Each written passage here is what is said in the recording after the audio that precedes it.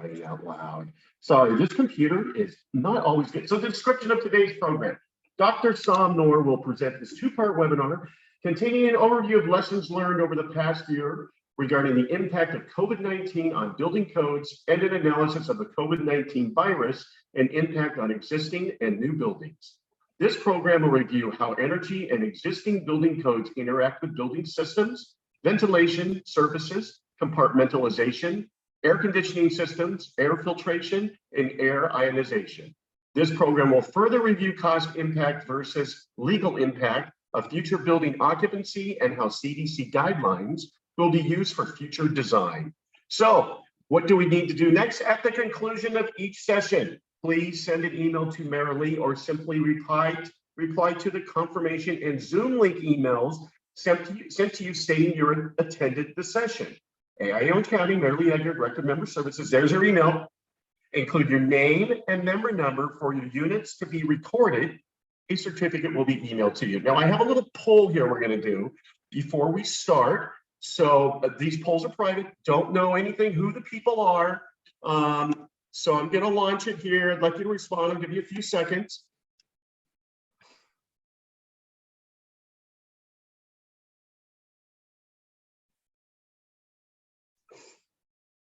All right, so we got one person, 2, 3, 4, 5. There we go. I think this is the first poll we've done in a session, right? So now we know how to do it. That's cool. Yeah.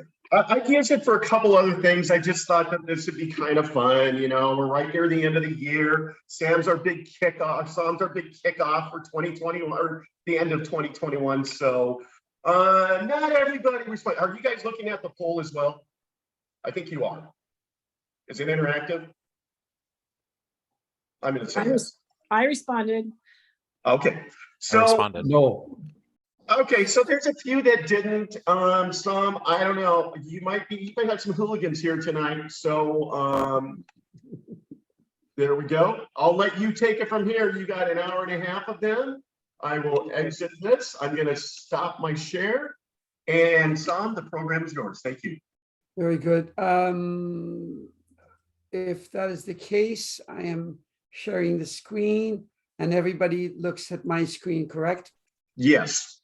Yes. Thank you. First of all, if I don't see you next time, Merry early Christmas. And please never, ever bring the word 2021 in front of me again after this year. It was a very bad year.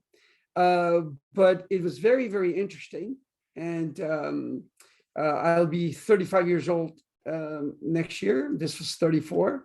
I'm going to scratch that and make it 35.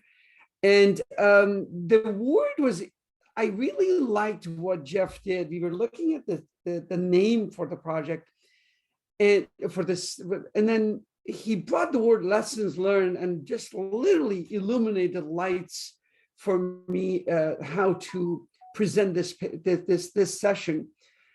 And it was called Lessons Learned because if you want to actually pick up my original, and I will actually do more of the summary of my last year's in the next session for obvious reasons that you will see. And it was very, very interesting. The other issue is not just the design. You have all these buildings which are out there that are getting managed, yet the COVID is there and other issues. So I call it design and management. So because it applies to both the design part and those who have buildings and are holding the buildings. I'm still the same me. I haven't changed. I'm still alive. And then I found out I'm an allied person, essentially not a fellow or anybody else. I'm sort of an allied. I'm not an associate. Jeff taught me that as well. I'll be 35 years old. This company will be in coming years. So you're still there. I'm holding these licenses, but I got to tell you, it's very difficult. They're giving us a lot of hard time. They're asking more money and they're having me take a lot of ethics tests. So I am now very ethical, just to let you know. Since the last discussion that I had with this, I'm moving too fast. Last time that I spoke, I have it both, AIA has put both sessions online. If you can't find it, if you go to my blog, you can capture those. And I also I was a panelist with ASHRAE SoCal. I was a panelist. There was another session and I had another article there. All my writings, whatever that you saw last year, it is in my blog. So if you just go to Sam's blog and you can pick it up. I also have been putting a lot of short articles with LinkedIn because of and that one varies. And I actually wanted to give another blurb of some of my issues that I put on the LinkedIn on temperature. I want to put that in, is only a few minutes. I could not let it go, and I could not lose you guys and not give you my blurb on temperature issues and the impact of what has happened. By the way, both COVID and 19 and the high temperature are competing against each other inside Title 24. The reason is that the high temperatures are going to cause City of LA, State of California, et cetera, to tighten the Title 24 more and more. And yet COVID-19 says, excuse me, sir, there is a pandemic out there and people are dying. So those are actually competing against each other. So before anything else, I really want to tell you about the high temperatures and the impact of the temperatures that is out there.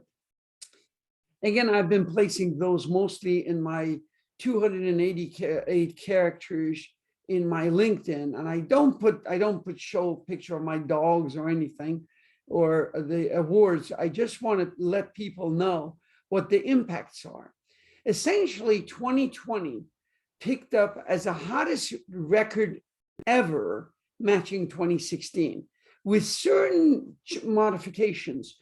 Two words that the scientists simply say: the states which are wet are getting wetter, and states which were hot are getting hotter. So just an FYI. The other impact that I have been picking up is the following. In Canada, 121 degrees Fahrenheit ever. That was Canada. Just to let you know that, by the way, it impacted all the way to Oregon, Washington, and Canada, and they hit 121 degrees. What are those impacts for us? Any adhesives that you were putting, all the elements and all the finishes that you were putting on the outside of the building, the adhesives must be changing. If you're in Canadian, you were doing in Washington or Oregon, discoloration of all the products that you have on the building, it'll eat, the UV will simply eat them alive. The material selection, whatever you were thinking of putting outside of your building, it will change. Obviously, heat load change. So I do know that in the city of Newport, a lot of people were not looking at putting air conditioning. In fact, in the buildings, 1965, et cetera, they were not putting. Now, if you're in Newport, all the air conditionings are on somewhere between August, September, June, July, generally from 3 o'clock to 5, 6 o'clock. And they were always boasting, oh, it's Newport, you don't need air conditioning. But I can tell you, in fact, there was one lawsuit that I was an expert for, and it was a very, very low tonnages that was there for air conditioning. And so I couldn't let that go. I needed to make sure that everybody is on the same page as I am. Back to the topic that we had. So this is some of the updates that I had. This was from the February 15th, 2020 that I picked up for ASHRAE actually, but prior to that, it was around 550,000. Now we are looking at, and then this was the element between Europe and the comparison of Europe and the United States. Then now, as of 4 or 5 days ago, and 2 days ago, United States stands at around 782,000. The world vaccinated, there was another, by the way, we did not have these data, the number of people who were vaccinated, but the total death in the world is about 5 million. United States is about 788,000. And now we have some numbers on vaccine, which is another story, which I'm not going to go into. But these are quite a number of changes. So from February till now, we've had another 200,000 people dying. And then I did something I had to put in a perspective. If you add from Aliso Viejo to Fontana, all these cities, that's 782,000. If you add from La Habra to San Clemente, that's 795,000. If you had an incident like 9/11, we would have all these elements, all these. But if assume God forbid, we would have La Habra, La Palma, Laguna Beach, Laguna Hills, all the way to San Clemente, just wipe out of the earth. Just imagine what that would be in terms of the news and all the elements. So I'm turning off my phone or shutting it down. Sorry. So I just wanted to give an impact of this thing, and we'll go on. It was just from last year's data. So 779 pandemic Hollywood movies were out there. Now that we are looking at, they were not just that far off. Another number that I'd really like you guys to know is 116. Every 116 days, the virus actually regenerates with a new strand. So at the end of the day, there have been thousands and thousands, but they were all similar. That's why they did not get any name, lambdas plus, lambda, deltas, etc. Just know that our bodies, or the 27, I forgot how many millions of people who had COVID, essentially they were incubators to generate a new strand of COVID. So those are some of the issues. So every COVID patient became an incubator of creating another one. By the way, I believe it was during the ASHRAE time that I mentioned I saw the lambda and mu, where one was in Peru and one was in England. Again, it didn't make a lot of sound. It was only the delta, alpha, beta, gamma, delta. And gay delta came up with a new sort of a version called the delta plus.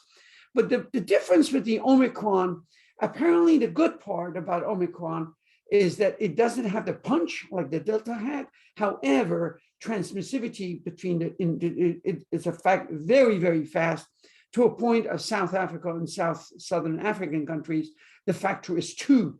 Every day they multiply by a factor of 2. It's in the United States now, however, Delta has not been settled in quite a number of cities yet. Delta is expanding quite fast. Omicron is there. Now the impact is going to be there, but the beauty of, not beauty, but the fortunate part is that Omicron, although it's very fast, but it doesn't have the punch in terms of the impact in creating additional. The level of sickness is less. So the ones that we actually heard was Delta plus was there. By the way, these are coming up with how close the strands are, or how effectiveness, or how was the efficacy of those. The mu was the last one. They skipped mu and z based on the fact that G, because of other issues, so they jumped on Omicron. So if you wanted to come by as a nuclear engineer, we had jokes. So nu was the frequency, and if the guy says, what's new? They would say, oh, C over lambda. That was an engineer's joke. And if somebody says, what's the matter? The chemist would say gases, liquids, and solids. And if you were a bartender and the guy wanted 2 water, H2O, H2O2 would be hydrogen peroxide, and the guy would actually die rather than survive, rather than give him a good water. Those were very, very, very corny nuclear jokes. And there was one issue, and I was always wondering, because we have all these lambdas news, how did the hurricanes actually get their names? I realized in World War II, people were coming back to the airport. The pilots were coming back with the name of the hurricanes to report to the war zone, and they would find out, they would just simply say the hurricane of their name of girlfriends. So actually hurricanes began with a lady's name. Now we got all these names of the hurricanes, which are male and female all over the country. And if a hurricane got a name and it was a devastating, they would simply retire those names. So I thought I'd give you a little pop quiz of how these names came up. By the way, just to let you know, I picked up from the last quiz, the last seminar for the ASHRAE, which I didn't have from last year. We had pandemic before. It actually, we had it 3000 before Christ. And then we had it all the way to 1723. The Great Plague of London actually modified and altered the city architecture. And then we had it, the Russian plague, we had the Philadelphia, and then we had the flu pandemic. And then the flu pandemic in 1818, 1990s actually modified city of New York quite a bit. And we had the most recent one, which was the H1N1, which we had the Zika virus, and then different flus. And by the way, most of these, the recent one, caused most of the changes to become touchless doors, touchless, mostly on the bathrooms where the water closets and the lavatories, etc., became touchless. Most of these from the past, the only issue was this one was different and a different impact. And also the global communications that we had caused more of this disease to flourish. Of course, the H1 HIV infection, we all remember, SARS, Lyme, Zika, and all of these were very recent. The emerging ones which are coming back, malaria, tuberculosis, cholera, those are influenza throughout the world. And we have had the maximum influenza is from anywhere from 16,000 to 66,000. And because we are wearing masks, et cetera, the influenza last year and this year is absolutely at the minimum. The restroom sensors, again, was driven from the recent pandemics within the history that we had. Now, these are some of the items we did discuss last time. The renovation in Paris during the Napoleon III, the 1870s, all the modifications that occurred in Paris. And in fact, the Paris, if you look at the zone within the city, has 5 different zones where the Notre Dame is on the zone 1, 2, 3, 4, 5. The 4 and 5, the city limits are more of a modern, but still in a circular format. And if you go to the city, you will see it. And London modified because of some of the issues that they had, and also modified their sanitations. And again, the last one was tenement housing, which we will see some of the modifications in New York between 1800, because of all the issues that was modified, and you will see the changes and the codes from 1880, some of the items that I picked up. And again, indoor plumbing became very prominent within that time. And about 80,000 people, 80,000 houses were built, 2.3 million people, 2/3 of the population.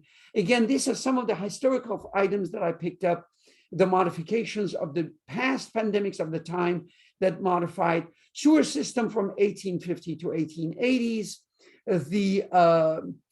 By the way, just to want to let you know, although we have had these, we've had plumbing system from 1880s or so. Guess what? I just picked this up for you. Legionnaire still is killing people. Legionnaire, the most famous one was the ones that happened at the resorts and the casinos in Las Vegas.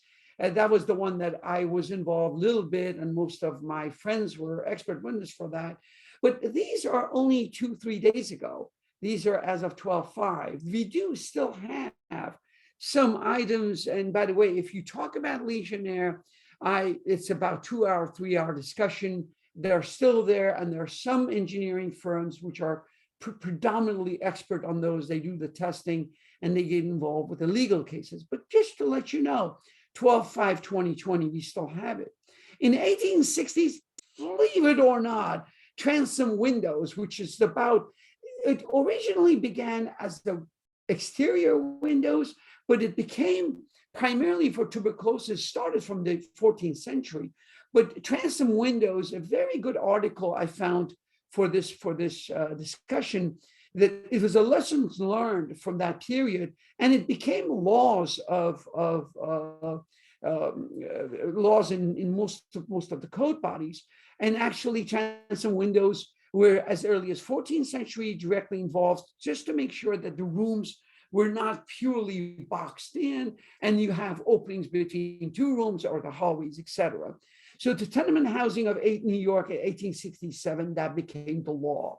In fact, if you see older movies, about 1960s movies, you will see a lot of that in the movies, and you can see how the thief was going in, part of the movie element. And in any case, that became actually a law in 1901 based on the tuberculosis issues. And that was their form of outdoor air or air mingling. The other issue, which was very interesting, and I brought this up last time, that the fact is that you cannot have rough surfaces.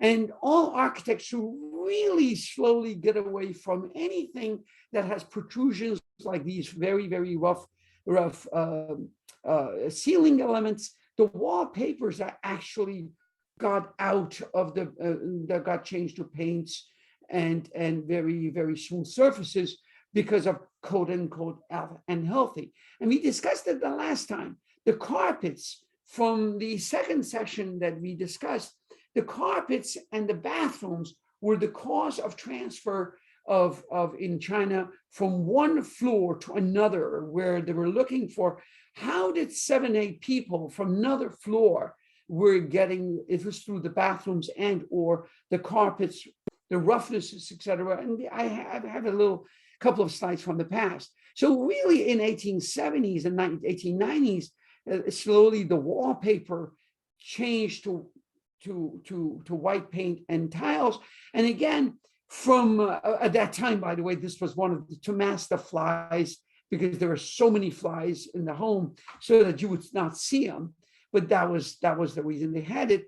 But from my point of view, anything that has any surface roughness, all these fabulous moldings that you see or anything, they will be causing for this virus to actually stay. Now, for those of you who have been doing hospitals or surgery centers, as you know, all surfaces are finished clean, and before the actually surgery begins, you have to go back and certify the room that they are all smooth and they have been sanitized.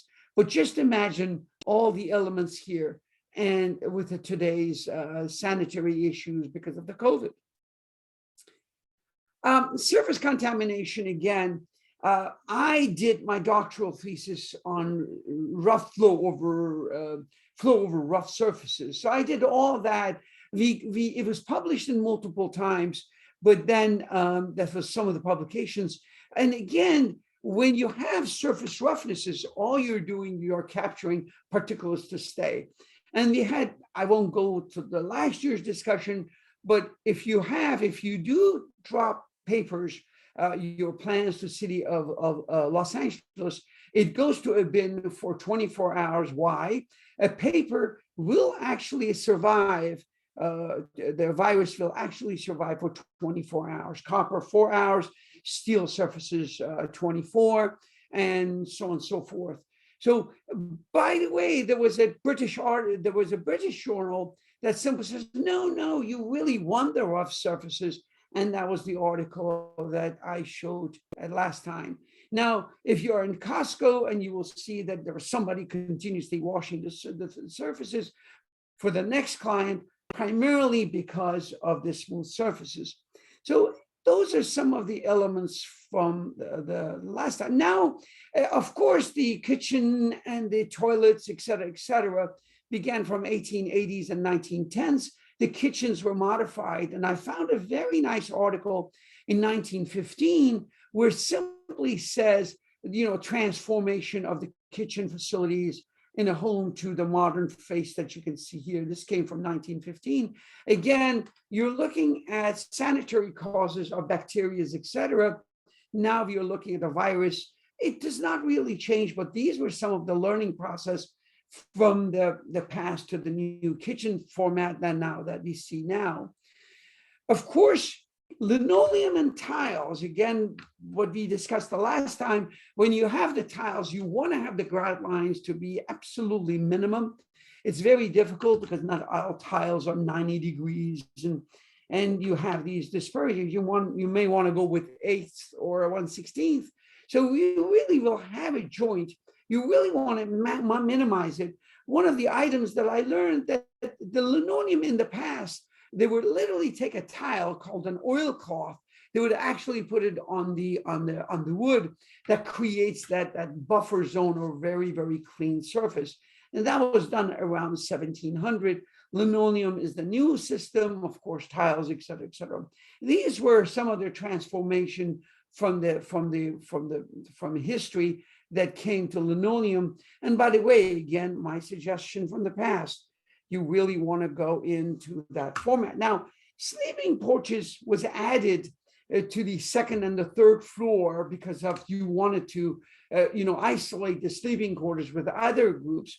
And then if you are in botany or not in botany, but in the animal sciences, if you actually look at the ants, you will see if you do a cross section of the livelihood of the ants, actually ants, the sick ants were being pushed to a side to be on their own quarters. If the ant was sick, they would go. And then because of this, going to some of the videos I was looking at, most of it, between the rats and most of the other, there's quite a number of animals that when the individual was sick, they were actually putting in the entourage, they were being pushed away from the healthy group. And when you go in and you identify the hospitals, somewhere in about 11th century, where the hospitals were created and somewhere in the Middle East, mostly Iran, in Kerman actually, you would see in the triage, you would have isolations, etc. So in 1890s, the porches and sleeping porches were created to isolate the sick people. And essentially you have, now this was the article that I found that in Scientific American, very recent, I forgot what date that was, there are quite a number of animals that actually do social distancing based on and avoiding if the guy is sick, move away, don't sneeze on me. And they would have they would isolate their colonies. This is very interesting. I had seen the cross section of their livelihoods, but I didn't know it was frivolous in quite a number of other animals. And laboratories, essentially, they call them laboratories. Labor actually in Latin means work. And the bathrooms, fixtures, etc. They were all, and then the sanitary furnitures, the desks and chairs were all in casters so that they could move around. They would actually be able to wash them. Just a pop quiz for all of you. If you are a restaurant designer, the reason the restaurant, all the equipment have a legs of 6 to 8 inch is so that you can mop the below the furnitures the same way. And if there are casters, you don't have to. The bathrooms, the closets in the bathroom, they became locked in some sort of a storage cabinets. So if you wanted to use the bathroom, there was sort of, now you're being pushed away for cleaning. There was armoires or chests for cleaning the rooms. And then of course this steam heating system came about, and towards 1920s, and I do projects in DC. This is prevalent just about everywhere, especially on the Capital East area. They're still using them. And for cooling, they're using room air conditioning or through the window type. And that gave them, but the windows were still for fresh air and all year long. By the way, one of the interesting part about their Title 24 at the time was this: steam was coming in. If the guy was sick, all the windows were open, so you have all the cold air coming in, yet steam was boiling hot to give him heat, which is an odd, what we call odd energy compliance from the 1920s. Of course, the pandemic 1918 flu came out. The half bathrooms became very, very, very prominent, and that was the lessons learned. However, if you look at Brazil today, which is number 2 in deaths, number 2 in COVID cases, et cetera, this is the condition that they have now. There is no way with the population density that they have, the single room, the families, et cetera, you could do social distancing. You can do any of these. So that was a picture which was alarming. And if you see the ratio that they are growing, and by the way, number 3 is India. So this is very, very, very difficult to do. A pop quiz for you that I had to do. I was wondering about these dust particles. This is in a high rise. Again, we are doing a Title 24. We are looking at all these issues. If anyone can figure out, could raise their arm, how does all that dust is collecting on the exit signs? And again, remember, one of the issues that you learned from the last seminar from last year, airflow must be controlled, what we call in a linear form, that it goes from one area to the other so that you're not contaminating others.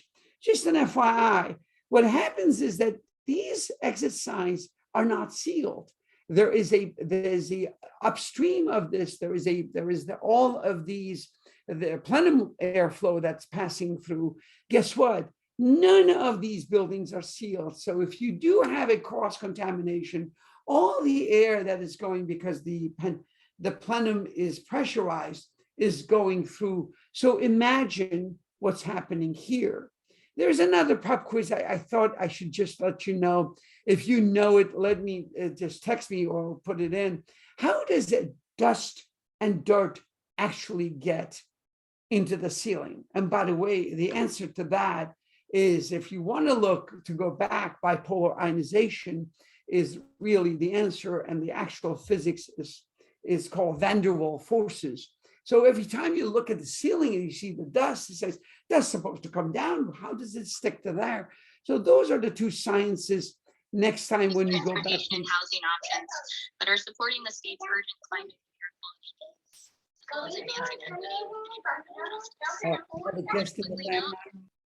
who is not muted? They will buy the pizza for everybody. Yeah, they're muted now. Okay, very good. So now, anyway, that's one of the items. Right now in the space that I'm in, they still have those with the waffle and the ceilings, et cetera, et cetera. So if you are looking at that, one of the reasons the particulates will actually attach to it is based on ionization. And when we get to the equipment, I will describe that again. So one of the other lessons learned, I have 3 high rises that between all 3 high rises, I have 5,400 people going into these 3. 2 is high rise and the third one is 330,000 square feet. I can tell you this, that I'm doing the 5-year lead on one of them, which is 300,450 people. We just did the survey for the thermal comfort and transportation. There was only 335 people. That's technically almost everybody who came in. We gave them a $5 little something to go get a coffee, and everybody signed up. 300, and so less than 10%. And this was the U.S. employee locations. Generally, right now, as you can see, depending on the population, somewhere between 20%, 40%, 60% population. This was what the age group that they had, depending on the no, I'm so sorry. These are the population, 57%, and depending on whether they were working from home or they were working the percentage. So you can see people have not gone back, just to let you know. In my situation, in the 3 buildings that I have, 3,400, and you're looking at 335 people actually were in the offices. Now, Some of the lessons learned. This was an early office home, and I guess she was working at home. I guess that was her desk. And then, of course, in 1960s, you could have a desk like that. I guess that was an IKEA desk of the time, or somebody was a little bit funky and he had that home office desk. So these are some of the modifications. And I do know, based on some of the work that we are doing, the ADUs are getting built actually as a second office, room additions are being put in, or people are moving because their kids is interfering with their offices, their home office. So there's a lot of movements in that arena, and you all have been affected by that. Of course, this was one of the earlier age where the individual was working, and you have to work with this environment with the kids. Of course, this is an older one. This is actually my home office, by the way. I bought this when I became 63. I had to that was my own birthday gift. So anyway, this is my home office, to lay it out, and it was made for 232 inches, and that was it. So, by the way, the first song that I worked on this was Despacito, just to let you know. So there's a lot of variations for home office. A couple of architects I found out, I picked up as much as I could.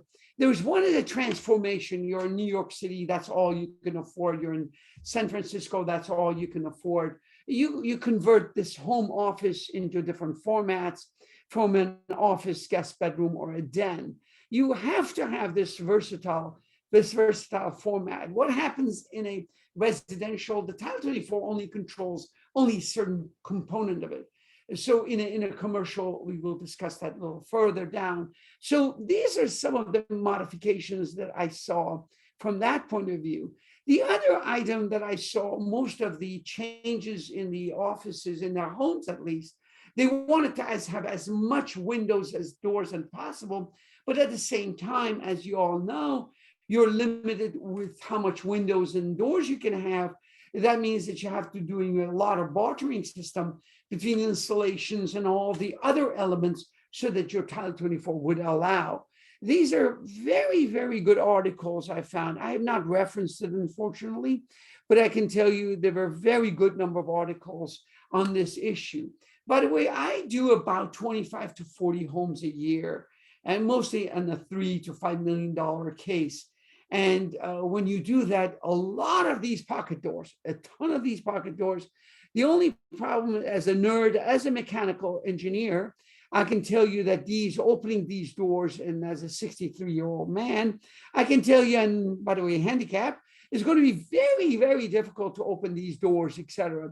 You have to grease them up continuously because the oxidation of the metals, all the hinges, all the rubber gaskets are all going to be leaving from the rubber form to very thermoset. They're going to be brittle. So you have to be taking care of these. But I can tell you this, that if you are worried about COVID, this isn't the most ideal case. And we will get, when we see the restaurant design, the same format. But have you got milk? Remember that? Got NFRC? NFRC is the National Fenestration Issues. And when you're doing Title 24, God bless America, where is the NFRCs on these doors and windows? Otherwise, you have to use default. So I beg everybody here, please, please, on your doors and window schedules, only all my architects that I work with, they have this habit because of me. They have these noted, the NFRCs are noted, et cetera, et cetera. By the way, when you select a window, you want to make sure that the NFRCs are there. And please, I beg you, put the NFRC number in the actual, your tabulation.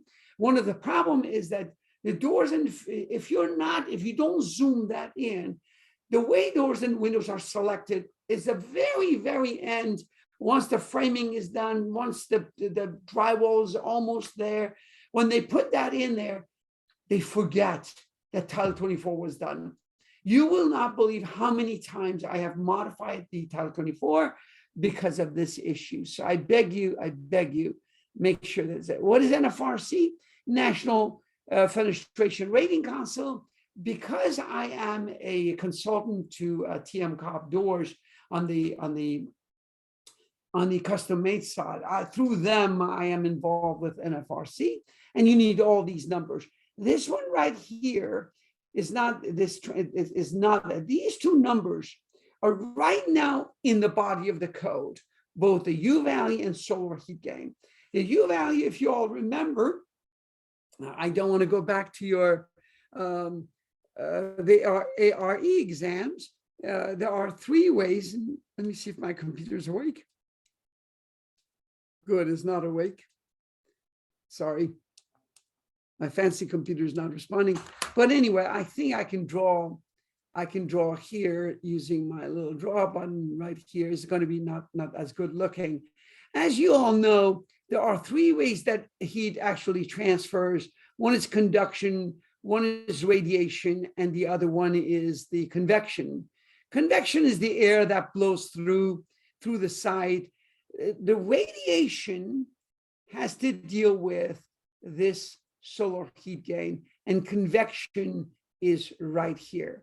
I can tell you, I have done jobs that I had to use triple paint. Not so many, but the other issue is that we had to use very, very, very high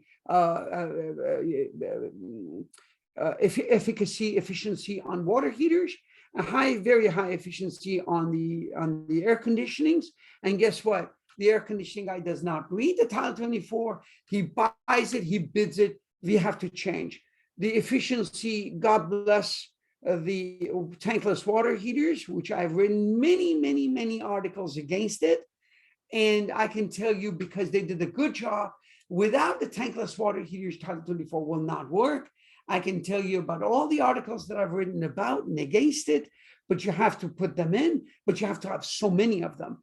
So these are some of the impacts, but at the same time, if you are using these very, very fancy windows, as you are doing here, please, I beg you to have the NFRC all noted and there. By the way, just to let you know, all of these articles will be in my blog. Give me about a week or so. I'll put that in. I may add stuff to it. If you just go to Psalm's blog, you just download them. And of course, Jeff is recording it, and the recording will be on the YouTube in the channel, Orange County AIA channel, but I can tell you it's very hard to find it. It's very difficult. Again, very, very nicely done Title 24s against the Title 24, but beautifully done to meet the issues of the COVID. One of the very good designs that I've seen. Of course, you still have the very, very large openings. At the same time, you have to do the Title 24. But anyway, this was another very good diagram that I found from these articles.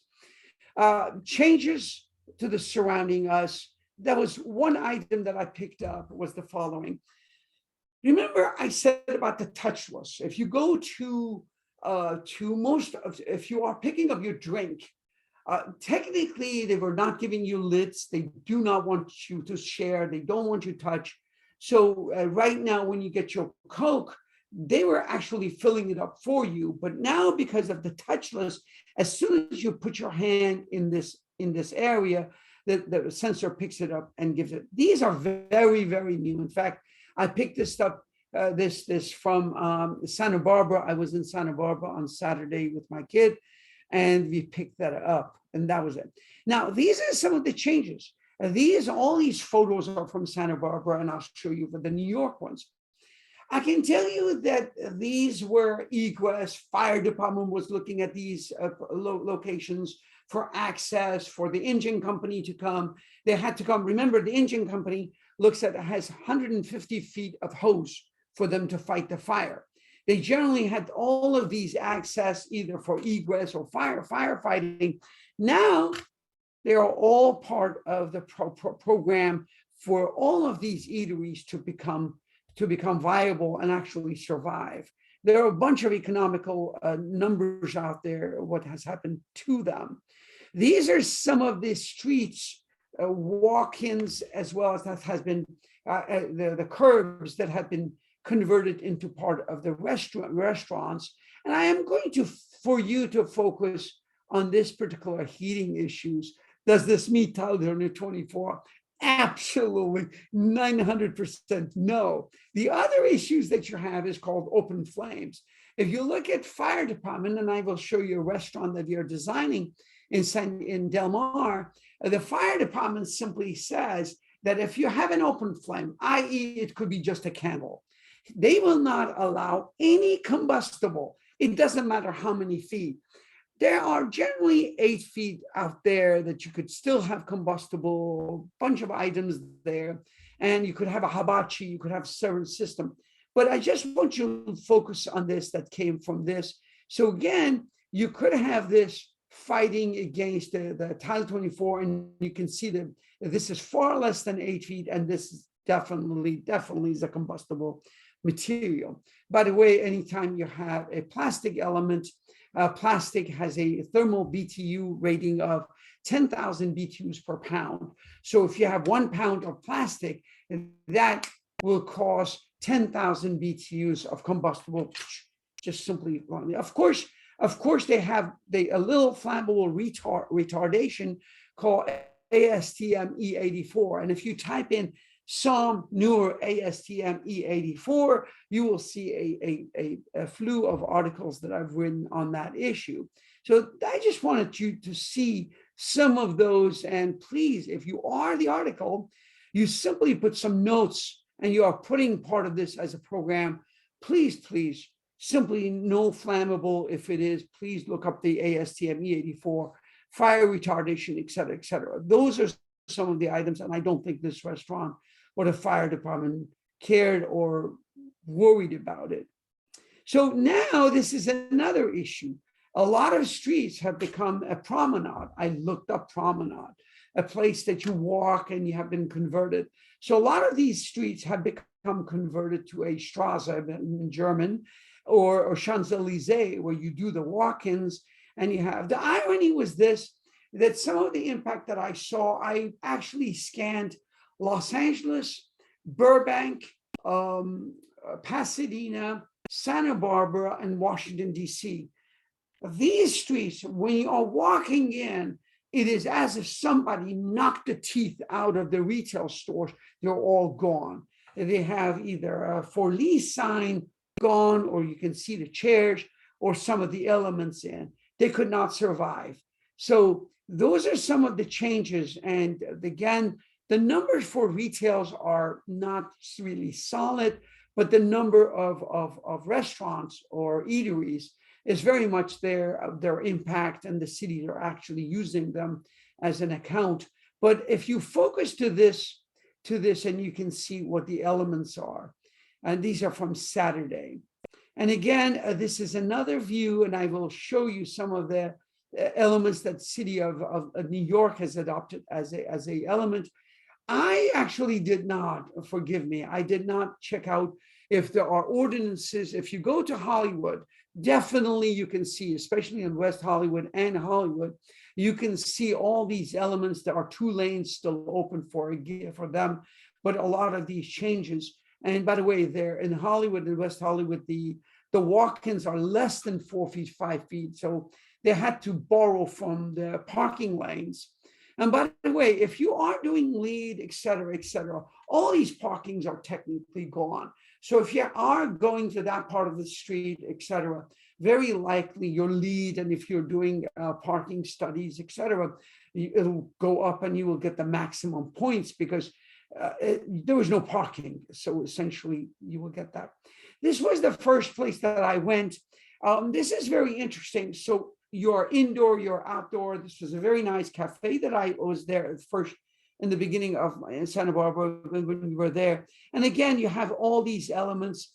Now with regard to Title 24, I'm just going to let you all know the outdoor lighting Title 24 will not work with any of these elements that is out there. None of them will work. The outdoor lighting Title 24 Because these spaces are not conditioned, you have to use the OLTG. You cannot use the LTG forms. I can guarantee you none of them will work. So to go back, very, very likely the cities of this particular city, Santa Barbara, and all these other cities, by the way, these are called festoon lighting. I was doing at some point a lot of Wahoos in every one, they have it. These festoon lightings, even with LED, will not work, just an FYI. The only thing they do, they have all these hooks. They have placed all these receptacles with keys. I don't know why, because the guy would say, why do you have a key and why do you have a receptacle there? Those are not convenience outlet, just an FYI. These festoon lightings will not work. And again, it would be, I'm blind, I cannot see, I didn't see you, or etc. That's what the cities are doing. They just come on. But the beauty of these is that they were all like an accordion, they were going back and forth. Of course, no open flames here. I just want to let you know, outdoor lighting tile 24 will be either ignored or you can kiss them goodbye, because there's no way that you could do all these COVID elements and simply say, and I have a job that we just did another job in Del Mar, and we had to squeeze in. Wired Magazine did a very, very nice, I think it was 1 hour. I love this architect out of New York, and Wired Magazine did it. I just picked up all these. I just, stopped the video, scanned them. I highly suggest for you all. The guy was just fabulous architect. I just loved it. Again, it's Wired Magazine, YouTube, New York City, changes of COVID, etc. And this is a prototypical restaurants. Of course, generally, if you see these restaurants that I work on, mostly if it's a brand new, and these shopping centers are generally 60 feet, not 80 feet. My space is 80 feet. And by the way, my space here is 20 by 80, and these are capsulated that way. These are generally in New York City. And by the way, by the time you have, and generally they have about 40 seats. Second floor generally goes to a loft, or that's the storage for the restaurateur. And by the way, you can see these in a lot of Santa Monica, and in the newer buildings in Los Angeles, where they got this mixed match, where you got type 1 and all the apartments on top. Generally, the openings are about 25 feet. And then they do the same thing. They have a little loft, a very, very high ceiling. So the loft becomes their storage capacity, storage to meet the health department guidelines. And by the way, this is not the case, but I can tell you that anybody who does any type 1 hood, etc., you just get heartburn. You do a lot of those, and there are tons of other issues. But anyway, this restaurant was surviving with 40 seats, single unisex bathroom, and that's another story for another time for the number of bathrooms. But again, all these seats are gone because of the 6 feet rule or the city ordinances. So how can somebody survive with 10 seats and still pay the rent, etc.? So that is the story of today. So New York City, believe it or not, they had 10,000 restaurants and bar that crossed over to sidewalk. And guess what happened? De Blasio, he's leaving the door, leaving out, but he made sure that now those are permanent. I have not checked out City of LA and other cities, but I have not seen, but I can tell you that that is the format of the events. So this is the City of LA guidelines. Again, I did not see other cities. Again, you have the, let me check this thing out. You have the bus seating area. If you, of course, the bus stop, of course, you have the minimum guidelines for the traffic and the pedestrians, etc. 8 feet minimum clear path. Those are the guidelines if you want to have this. And again, at the same time, they have given 8 feet, all these bumpers, etc. And by the way, we may not have time, it's 5:21. Some of the other issues, for the sake of argument, what about winterizing this? What about the bus stop? If the bus stop is there and it's just clunking and all that diesel, and you're having a fancy $50 food here. Now, those are some of the other discussions that I will describe later. But again, it was a very nice element.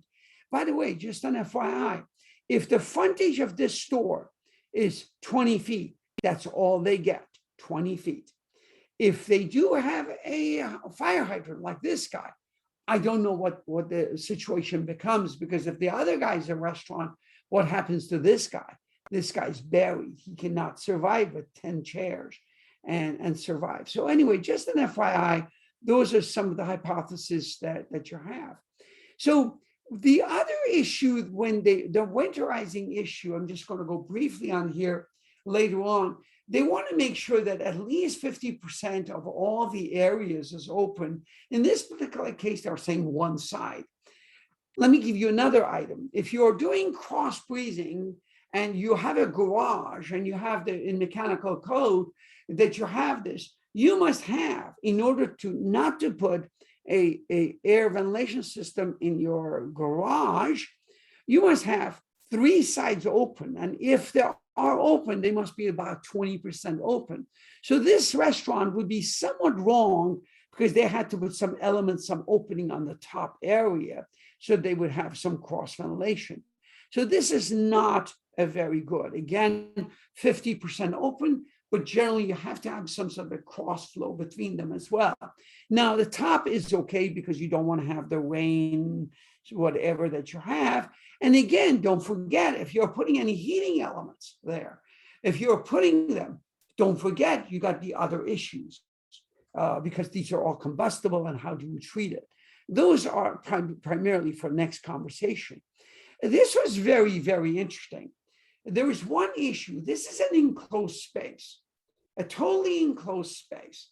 What is happening is that if is a family pod per se, because the families can have them all open, you cannot invite another customer in. They go in as a family, essentially nucleus goes in there. And what was very interesting, this was that they were all on casters, which is very interesting. I loved that system. Again, what about heating? God bless you. You cannot put it. What about cooling? God bless you. You cannot put it. How can you do it? Might as well. That would be some sort of an opening, etc. But I'll leave it at that.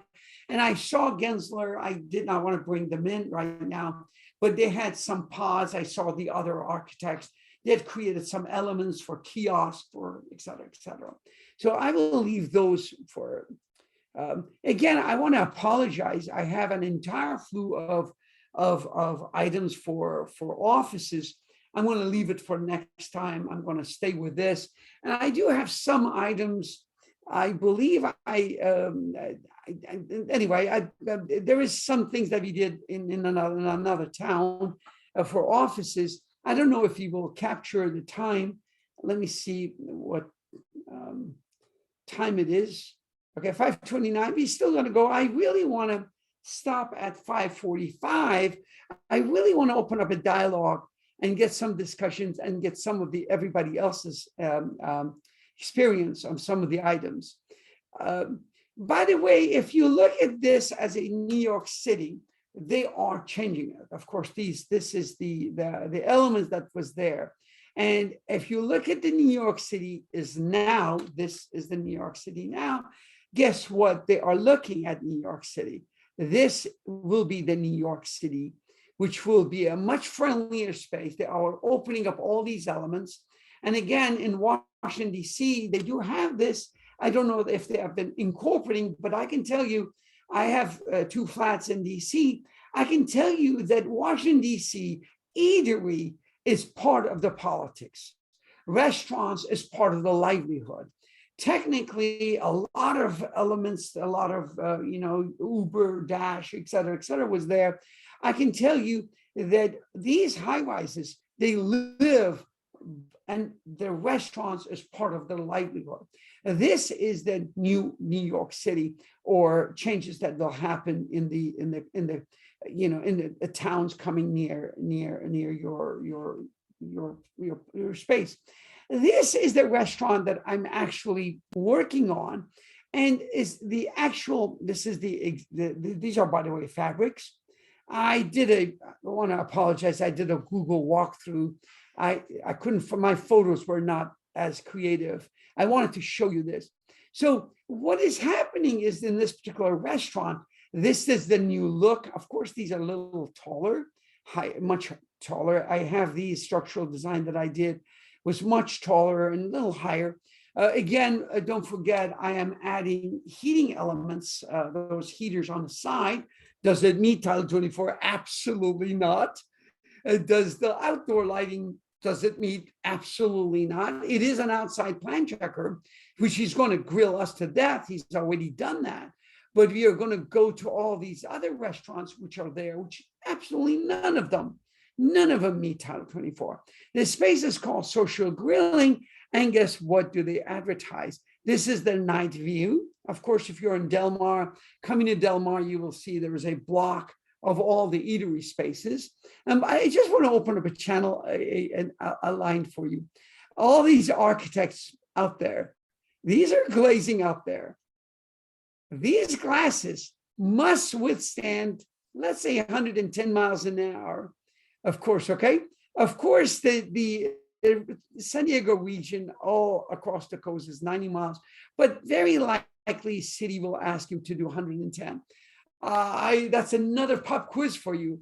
When you select these glasses, do they have ICC listing? Just an FYI. Otherwise, you got to go with a plexiglass. These glasses are 5 feet by 5 feet. And by the way, they will cross because, by the way, you almost see the ocean from here. And by the way, 110 miles an hour, we are at 1 inch plexiglass for them to be able to do it. Otherwise, the wind velocity, you have to use like a curtain wall calculations.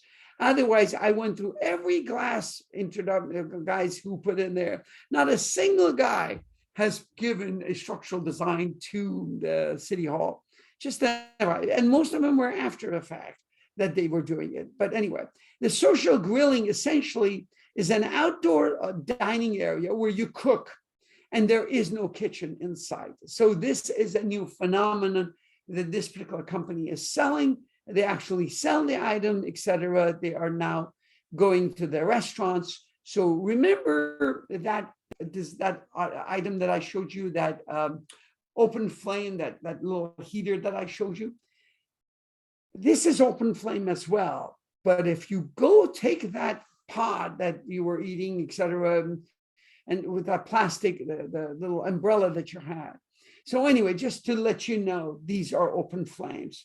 And by the way, open flame has a candle issue. This is 1501. West Brew just moved in there. This used to be a flower shop. They have converted this to right now for a little bar. But at the end of the day, this architect, I'm actually doing this part right here. And all of these little canisters of the propane, are they Title 24? Absolutely not. Is this lighting Title? Absolutely not. Just to let you know, this is the work that we are working on with John in Del Mar. It's 1501. And guess what? Not a single lighting that we did on the interior worked with the outdoor lighting. We had to literally take the lighting designer's work and make a quarter of it to make this work. Just an FYI. Just an FYI. So outdoor lighting, Title 24. We are complying. Do we have enough lighting, etc.? That's another issue. I'm going to go back. This is part of a last year's lecture. CDC, number one, if somebody sues us as a licensee, we all get sued based on our building code, my license, your license, architectural. We are all part of the building and professional code. We are all getting from Department of Consumer Affairs stamps all of our licenses. At the end of the day, CDC has a set of guidelines. And by the way, we can get sued for whatever reason. I have done a 4-hour lecture on legal issues and I had a 40 person in front of me when I was doing the classes, and I would simply bring up a court case, and I would simply say, what would you think? Just about 60 to 70% were wrong. Then when we were going to the appeals court, the same case would go to the appeals court. I would simply say, okay, in the appeals court, this is what happened. What do you think? Again, 60% weren't wrong. Most of them stopped at the appeals court. But the reason I'm saying is this: if somebody sues us, it's based on our code, and again, at the same time, based on other things. And I believe Bill is here. And if when we get there, I'm going to invite him to give me a hand, bring into the discussion. What is happening is the following. A question, a pop quiz for all of you. When President Trump made all of the meatpacking individuals essential workers, why, what was that? I'm going to give you the answer. Engineers, architects, the big boxes, Home Depots, and all the police officers, all of those individuals were considered essential workers. You have to go to work.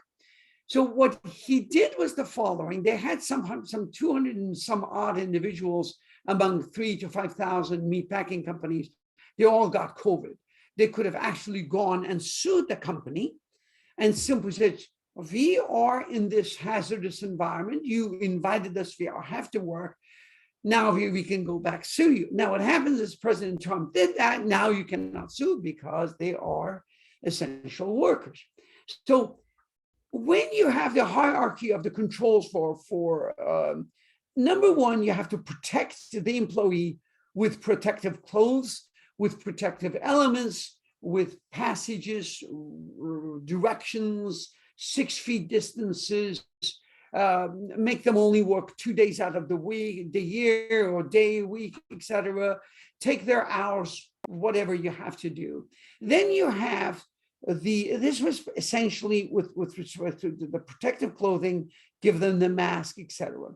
Change their work habits. This was the administration, risk assessment, risk management, etc. Someone like Bill tells them, hey, you got to do the following. Now, this is the engineering control. This, I don't know if I put that slide here. The slide, the CDC clearly states the following. Where you are actually working is hazardous. Therefore, you have to modify as an engineer. And the word ventilation is actually there. Now, remember what I said in the beginning about the surfaces, the carpets, all the other elements that will actually cause. Now, if you go back to the last year's, all those examples I gave where everybody was transmitting and all the studies, contact tracing that they did was the following, whether it was the bathroom, workplace, touching, and all these elements, it's there. Engineering control is part of it. It is part of our profession. The irony is that when in the high rises that I work in, one of the vice president of this company that I work with has a $6 billion portfolio. They said it was a pure mutiny, but all these major Fortune 500 companies says, please come back. Nobody came back. Now you see only 10%, very skeleton were showing up. So anyway, those are some of the elements that vary. Again, administrative control, the way people work, space design, architectural programming. Now, again, if you are designing for a home or an office, you as an architect, you must go through the process, do your caricature, put your very fancy writing, etc. Now, some of the examples that I have, when I was working working with the chip manufacturers, because the chip was so expensive, they had isolated how the chip comes in, how it goes, how it is. So at no time, because by the way, a price of a chip is as close as price or more expensive than gold per ounce. So right now, my phone, which is about $1,400, with just just to get just the memory chip alone is more expensive than the gold. So if you had a legal situation where you had the attorneys working on, et cetera, where the files were protected, et cetera, they would actually come in and leave through a different department. Now, you do not, when I was working with the insurance companies, you have to compartmentalize all these groups. They come in and they leave separately. And at the same time, they have different sections. Now, if you go to Walmart, you enter from one door and you exit from another door. And please, please, please, please, do not forget the egress path overrides COVID, overrides risk assessment, risk, ceiling, et cetera. People still have to discharge. And I was at a store, a grocery store. They had literally blocked all the egress doors. Why? I mean, they have no understanding. And just don't forget the fire that occurred in, I believe it was Metro Golden Myers fire. I forgot the name of the hotel and a number of people who died was because the egress was packed with furniture, et cetera, et cetera.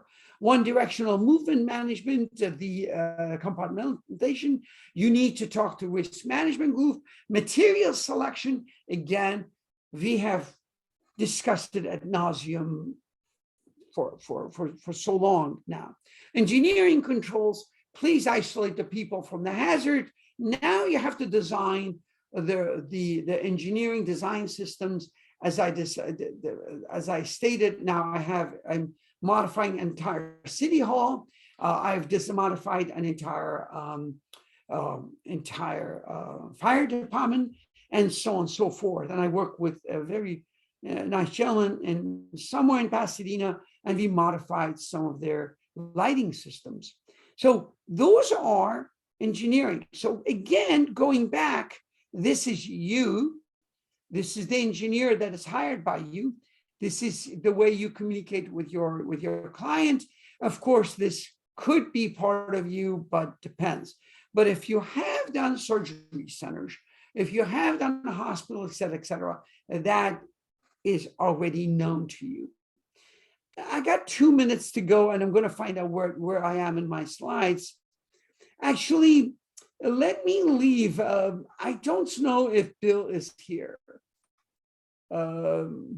I will take it to the other side, but I really, before I go to, hi, Bill. Anyway, I just want to introduce Bill. I'm going to open up the basis for others, but Bill and I did a very interesting project. I'm just going to tease everybody.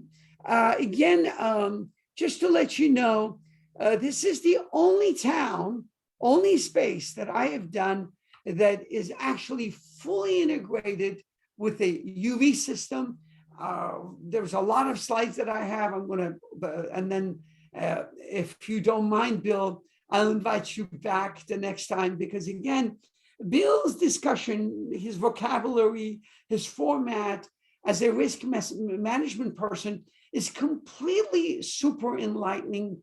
And at the same time, I would like to say, if you have a 1 hour conversation, he can scare you to death, because we all have liabilities as an engineer, as an architect.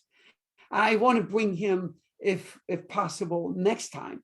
I really like to open up the discussion for, if anybody wants to either give me a chat notification and or raise arm and just mute yourself and open discussion, because in 15 minutes, number one question for all of the audience is as follows.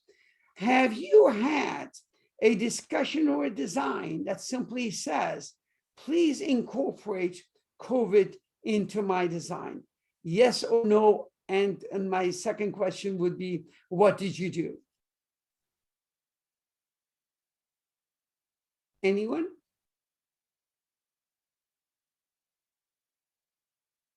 No?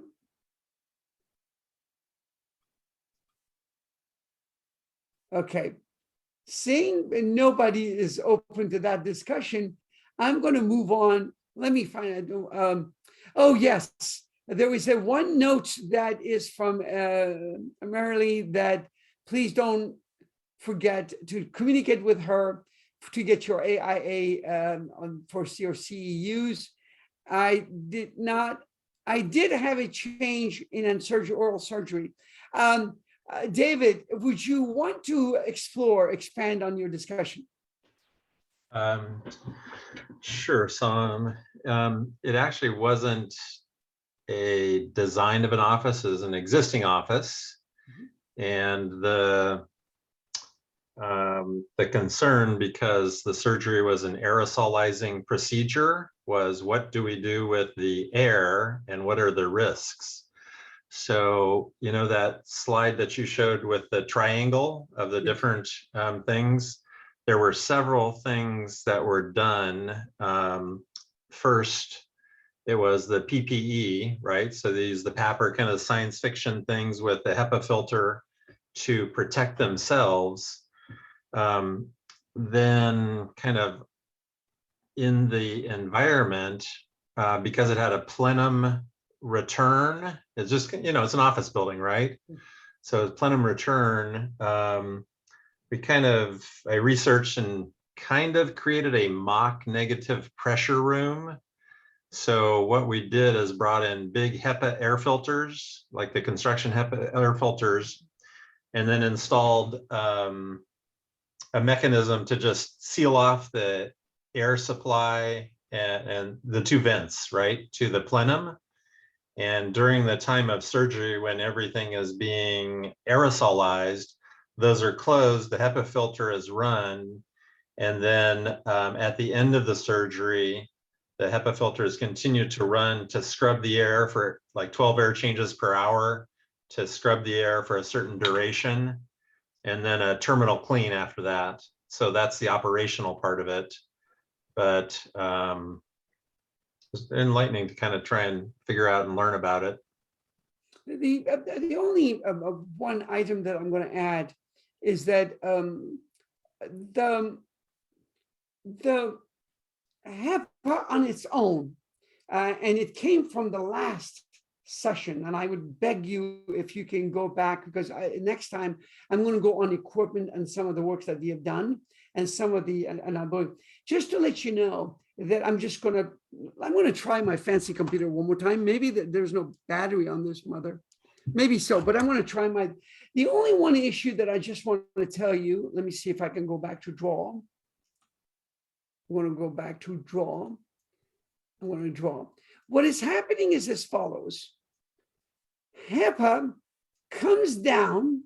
There is a little plateau that it goes. Right here is 0.3 micron. Sorry for that handwriting.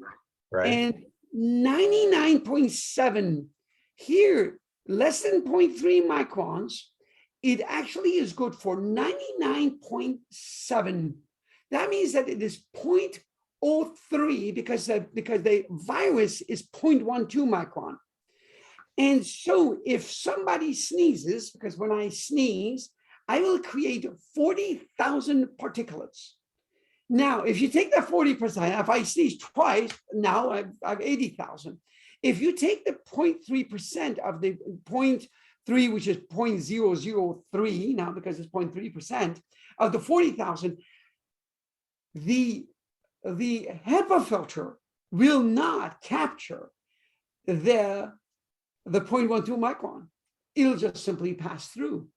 So that's where you have to use what's called the BPI, bipolar ionization. What bipolar ionization is, it has a small little charge on two needles.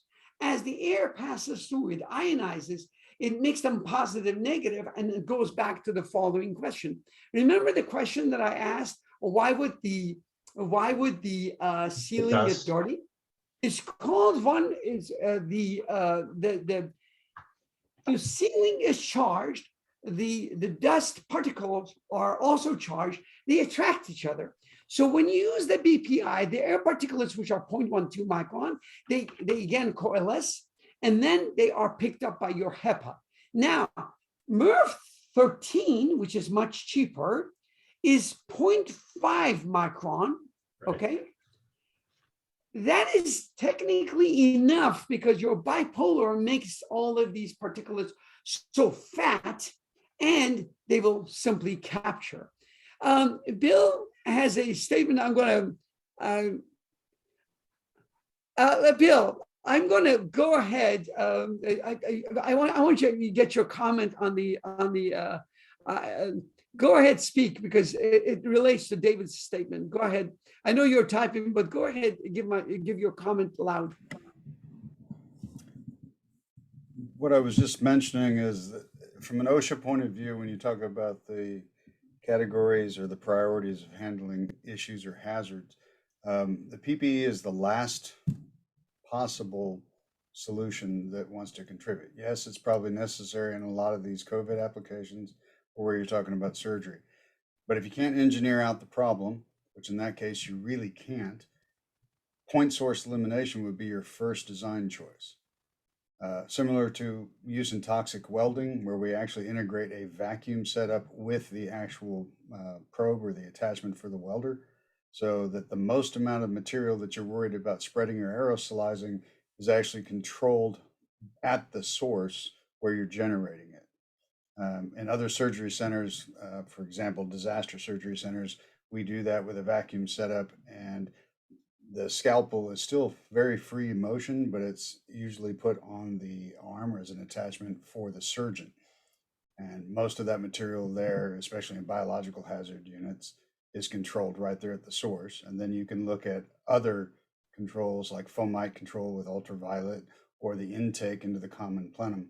One of the problems with any surgical room, they shouldn't have common plenum systems in the first place, but it's a dental office. So understand that they make that in office type builds anyway.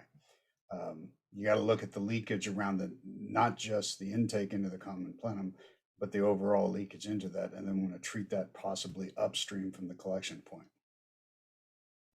I may want to add the exit sign that you saw, all that dust particles was because the leakage. Go ahead, Bill. No, it's just understanding that priority is you want to try and engineer out the problem if you possibly can first. If you can't, then you minimize the spread of the problem and the volume of the problem, because the really fine particles, the sub 5 micron particles, can take literally 8 to 12 hours to settle. And that's not counting for all the microenvironments where you have people moving in and out of the space that also become transfer agents from the contaminated space.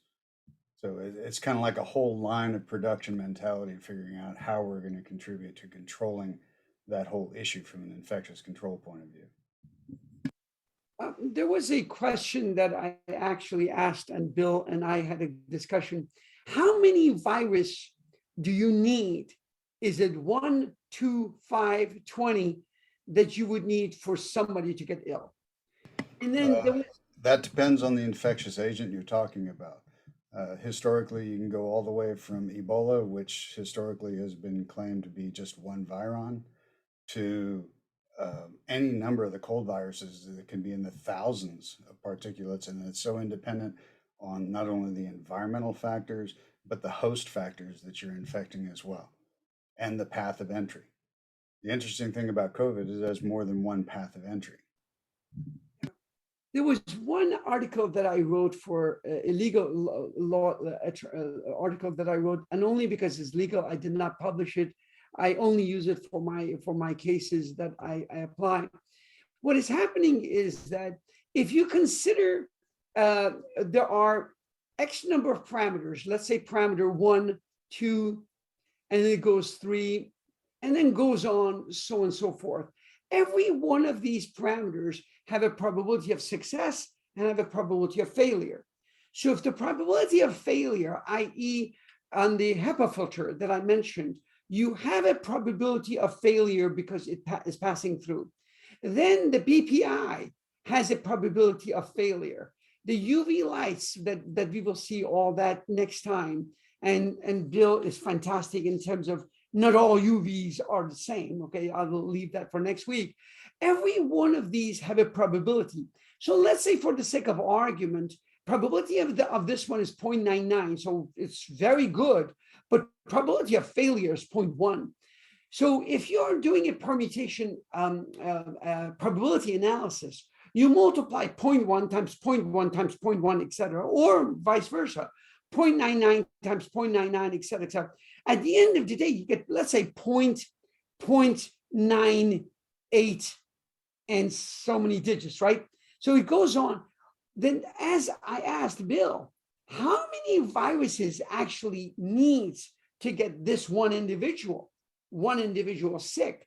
So if you're in a court situation and somebody says, I did all of these, the above, you go in front of the court. And then, by the way, the person who really brought this, enlightened me on this issue was Shaq during the OJ trial, because he was doing the DNA studies. He was talking the probability analysis. What is happening is this, that you really want to make sure that you have done through A through Z, all of the above, that any architect can do up to that point of the industry. I saw we were looking at a high school in Anaheim. I saw two giant HEPA filters, literally at the entry of the two doors. We were all open. I said, what is this one doing? The lady said it was only purchased so that they are showing that the school district is doing something so the parents can bring their kids to play in the gym. That was the only thing. Nobody knew what it was doing. So I really want to give the warning that when you go into that arena, it has multiple parameters. And just remember, when you're doing a mathematical analysis called a weight factor, and that is the symbolism, WI, and I is 1 through 5, 1 through 20. And you could use that equation on any failure or any, but you just want to say, as an architect of the state of California, I have gone through all of these probabilities, all of these analysis, I have actually made sure that is there. Because if somebody gets sick over a birthday party and that virus is actually in the body of the individual, he comes in and he says, I got sick because of this place, and God forbid if the individual passes away. Just an FYI, right now, if you're coming from abroad, your test has to be 1 day old. Previous traveling to the country was 3 days, because they don't trust that it has to be as recent as possible, just to make sure that they can control. It's 5:58. I really hope you all show up next time. And I have all the materials. Bill and I, God bless Bill, he's so darn thorough. It's enjoyable to work with him. And we will start with that project. And then I will show you the other projects that I have seen and others have done. And predominantly, I'm going to get into the equipment and into the actual design. All of the above that I showed you is some of the elements. And if I can find other good videos, I am going to beg all of you, in terms of news articles, most of the articles were more of a broad architectural work. AIAs is predominantly how for you to keep your architectural firm safe, not so much in terms of design. Some of the major companies have little blurb here and there with cartoons about the most of it show off, but nobody has zoomed into the discussions. And I'm going to read reference for consideration of biological or biosafety level designs. By the way, we actually did that. They contain most of the lessons learned in Cold War on NBC warfare. Anyway, that's a statement from Bill. God bless you all. 5:59. Stay alive. Just a good news for you. Just a good news is that Omicron, to my understanding, the latest as of today, through 6 in the morning, it doesn't have the punch as Delta had in terms of the morbidity. It just depends on the WHO person. It's just that the ratio of transmission is very, very high. Otherwise, stay safe. We will see you. One of the issues that Bill brought up is for very young and very old. Also, another physician just told me that recently that from the percentage of those who have had vaccine, 98%, by the way, one of my very good friends, Larry Winters, passed away. He was an unvaxxer, great contractor. We were doing dental offices, etc. Passed away 55, 56.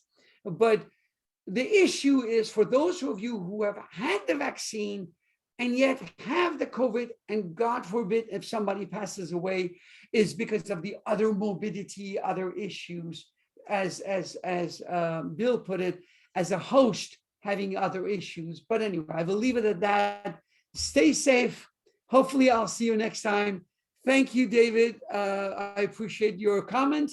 And for all of the rest of you participants, God bless you. We will see you next time. If I don't see you, Merry Christmas, early Christmas. Thank you, everyone. By the way, don't forget, if you're looking for your CEUs, talk to Marilee and Jeff. God bless you all. We'll see you.